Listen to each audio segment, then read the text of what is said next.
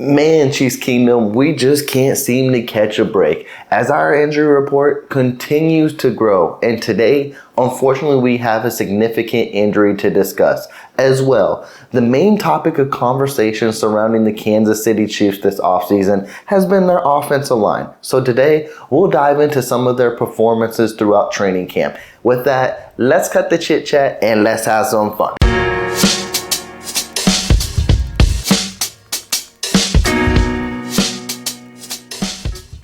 It's something that all fan bases hate discussing about. Injuries, and typically at this point of the season, because the season is barely underway and no games have taken place, but it's inevitable. They always happen in training camp. And unfortunately for the Kansas City Chiefs, their list continues to grow. And we're going to dive into the most recent injuries for the Kansas City Chiefs.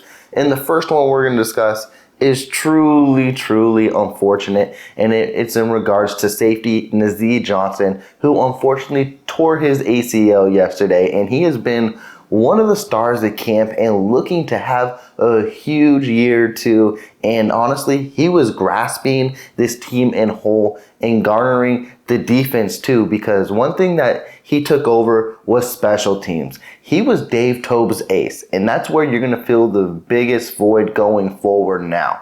But what he was doing in training camp, he was running with the ones on some safety sets and even as nickel cornerback, and he was looking very promising, holding his own. And it's something you hate to see. Someone who is transitioning the right way and looking very promising, a 7th round pick, and probably going to see the field more often, to an unfortunate training camp injury. And earlier in the day, yesterday, he was looking very promising, and then the thunderstorms came in and the Kansas City Chiefs, they had to move practice indoors. Now, I don't know what happened. It was a non-contact injury, of course, but a lot of people like to say because it was moved indoors, it's turf apparently, that could have been what got him. And we already know the turf wars in the NFL and how the players don't like it.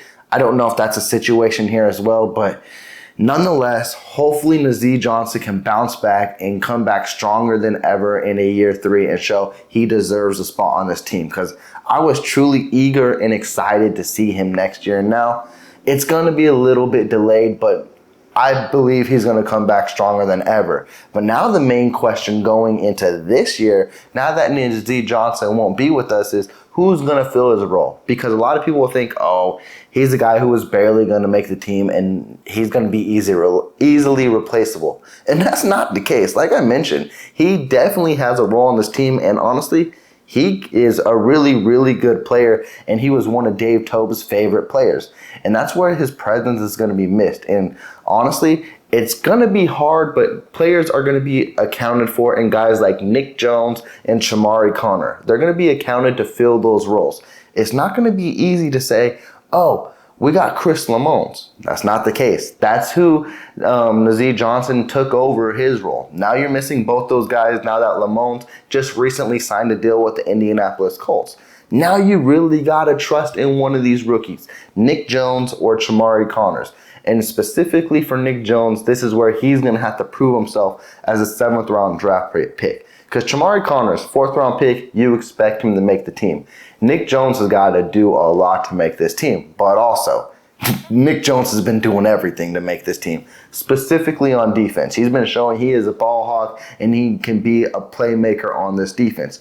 Now, I wouldn't be surprised to see him get slid over to special teams and try to fill Nazeeh Johnson's role, and hopefully there's no drop off there. But it's going to be hard because Nazeeh Johnson was a promising young player. So you're going to have to keep your eyes out now on special teams, because it's going to be huge moving forward to see what happens in that case. And yet, another injury I wanted to touch on a little bit that had Chiefs Kingdom a little worried, and honestly, I don't know if I should still feel worried, but it's in regards to tight end Jody Fortson.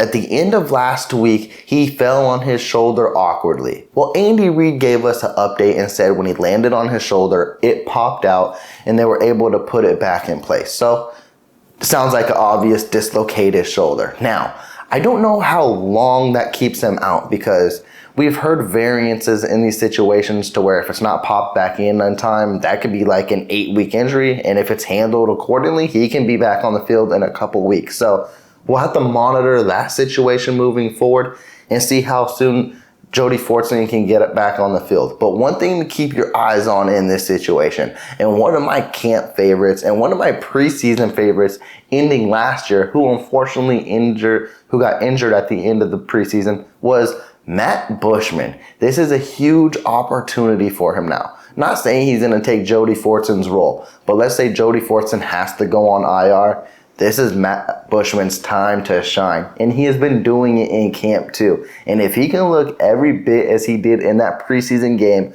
against the Green Bay Packers, he might find himself a role on this team. So Chiefs Kingdom, you may not be familiar with him, but sooner rather than later, if Matt Bushman is showing out like he did against Green Bay last year, he's going to become a fan favorite. Now, I want to transition to special teams because it's going to be a key point of emphasis for the Kansas City Chiefs moving into next year, because last year there was a lot of inconsistencies. We all know, being a part of Chiefs Kingdom, it was a woe for us. It was probably one of the worst special teams groups we saw until they hit the playoffs and they showed why they're an elite unit. But next year, they got to be a consistent unit. And what we look forward to next year is kind of change, because now that Isaiah Pacheco is your clear RB1, it's pretty evident that he's not going to be your kick returner. And then Kadarius Toney, with the apparent injuries he has now, but also when he's back into the lineup being your wide receiver number 1, he's not going to be your punt returner. So, of course, the media asked Dave Toub, what does he plan to do moving forward? And it looks like your kick returner number 1 going into next season, and who has the role right now,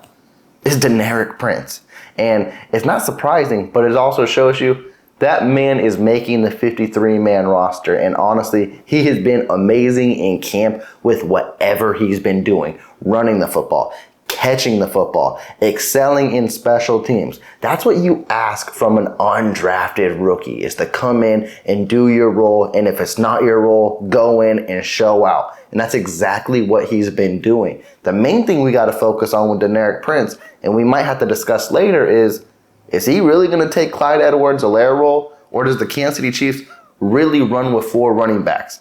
That's going to be interesting to see, but it's great to see Deneric Prince showing out. And honestly, maybe a hot opinion, but he's my favorite undrafted free agent on this team. I know a lot of us love Justin Ross, and so do I, but man, I really love what I'm seeing out of Deneric Prince, and he can be a force to be reckoned with next year.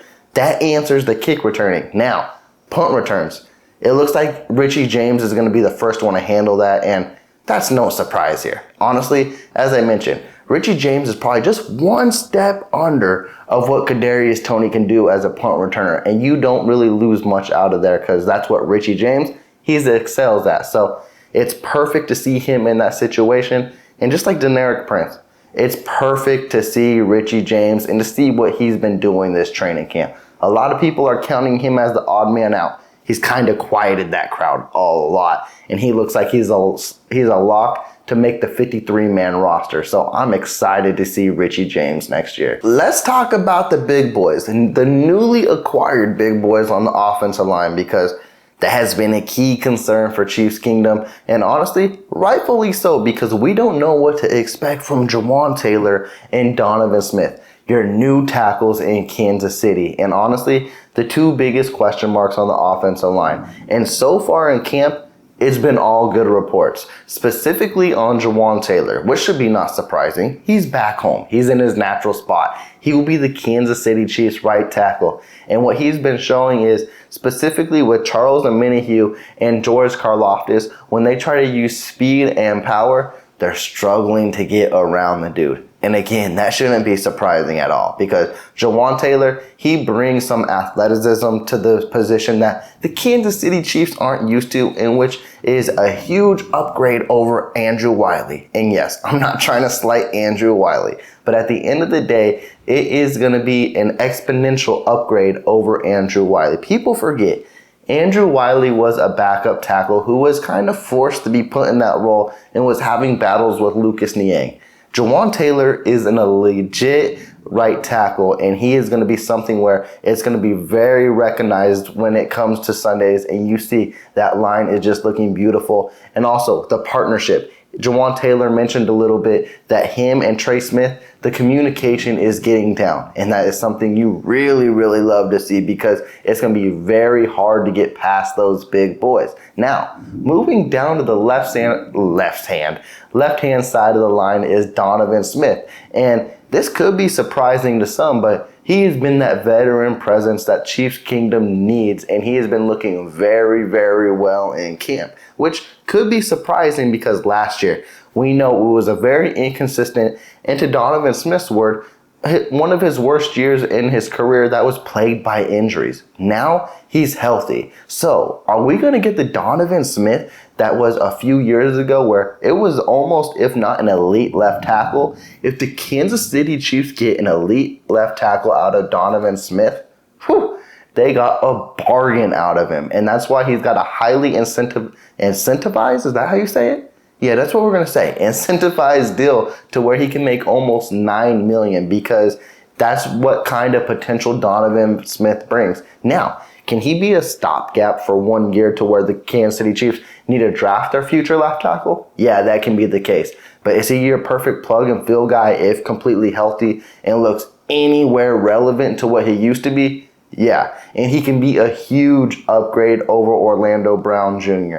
Yeah, I know that could be a hot take a lot for Chiefs Kingdom because some of Chiefs Kingdom really, really loves Orlando Brown Jr. And to me, I don't think he was a bad guy by any stretch of the imagination, but also I don't think he was the fit for the Kansas City Chiefs, if that makes sense. And I don't know. Like, he was caught more on his ass than on the field trying to hold Patrick Mahomes upright.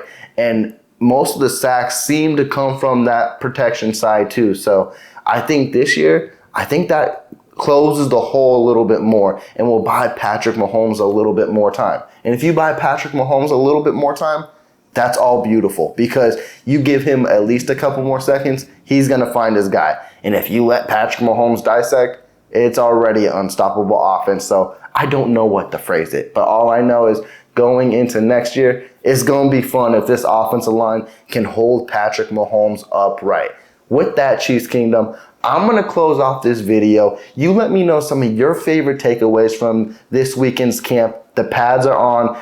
The pressure is going, and the Kansas City Chiefs are fully moving forward. I'm going to close off this video. Please be sure to subscribe to the channel. If you did like it, please leave that big thumbs up. I'm checking out. Y'all take care. Peace.